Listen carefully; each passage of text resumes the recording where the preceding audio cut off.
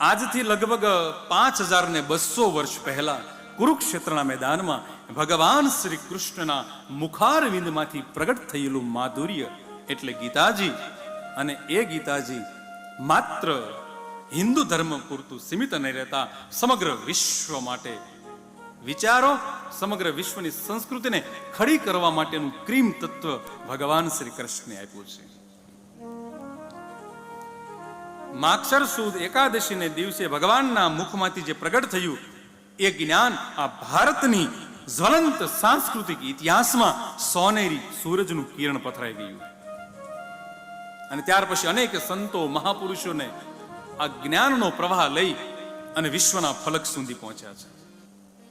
કારણ કે કૃષ્ણના મુખ કમળમાંથી પ્રગટ થયું છે.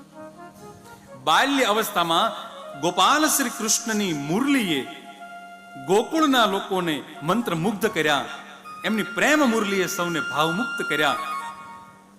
અને કુરુક્ષેત્રના મેદાનમાં પ્રગટ થયેલી જ્ઞાન ગંગા એ મારે અને તમારી જેવા અર્જુનને અર્જુન બનાવી દીધા.